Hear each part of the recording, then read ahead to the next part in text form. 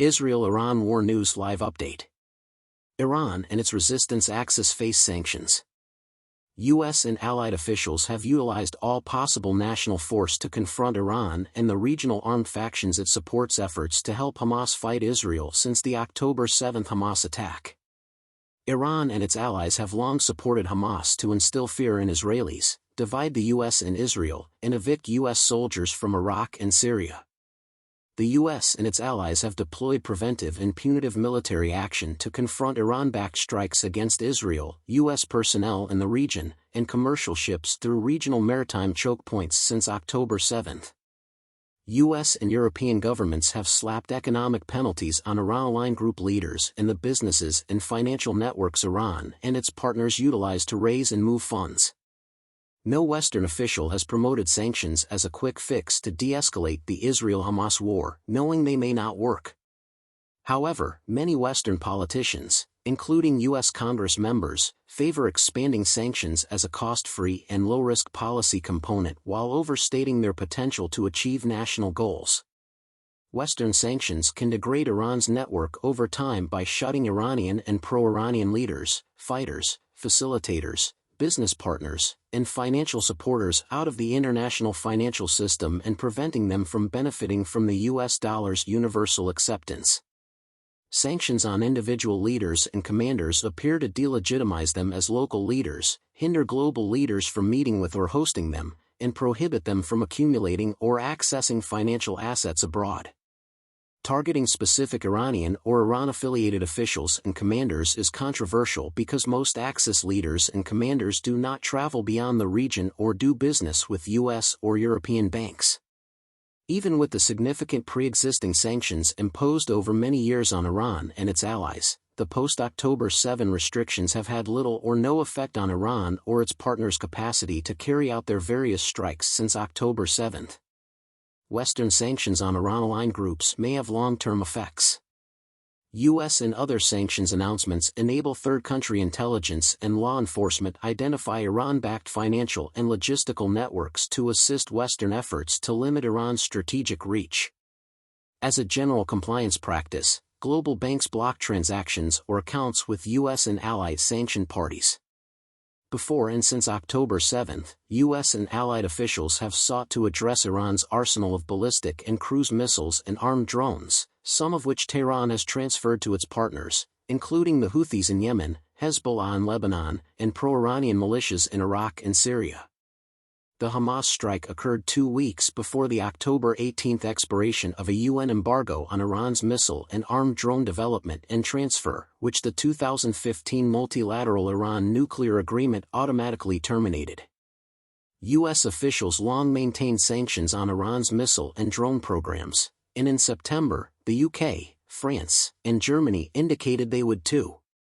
On the day the UN ban expired, the U.S. Treasury sanctioned 11 individuals, 8 entities, and 1 vessel in Iran, Hong Kong, the PRC, and Venezuela for enabling Iran's destabilizing ballistic missile and unmanned aerial vehicle (UAV) programs.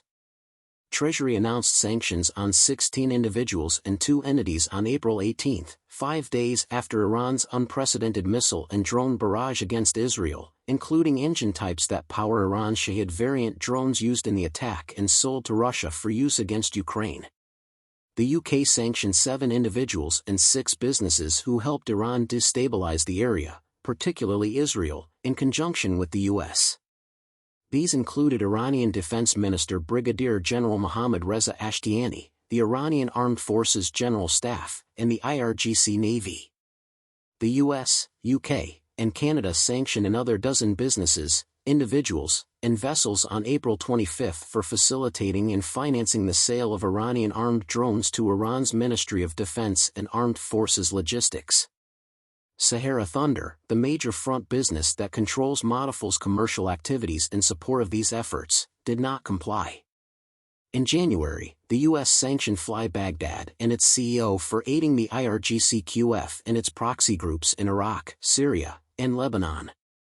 The declaration sanctioned 3 commanders and supporters of Kataib Hezbollah, KH, one of the IRGC-QF's key Iran-aligned militias in Iraq, in a business that launders KH funding.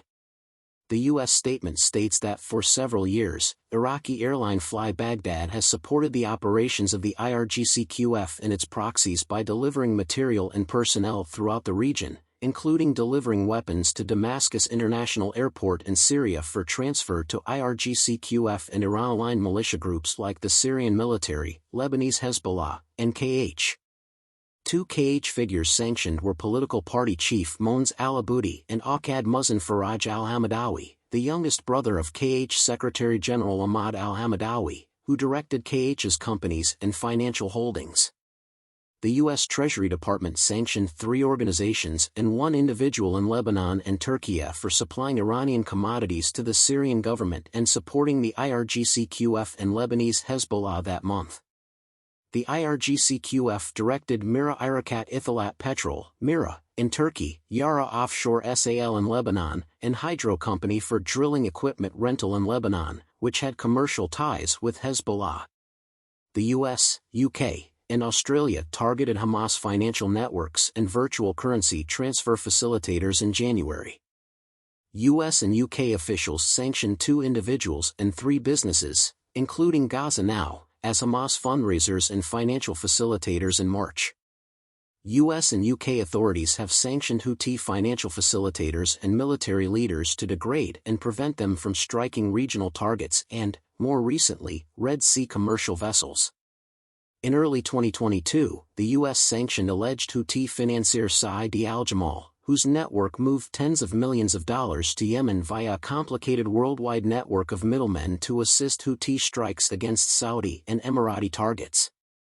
After the Houthis fired on commercial ships to stop Israel's offensive against Hamas in January, U.S. and UK officials sanctioned Houthi Defense Minister Mohammed al-Atafi, commander of the Houthi naval forces Mohammed Fadl Abd al-Nabi, chief of the Houthi Coastal Defense Force Mohammed Ali al-Qadiri, and Assistant Minister of Defense for Logistics and Director of the Procurement Department Mohammed Ahmad al-Talibai.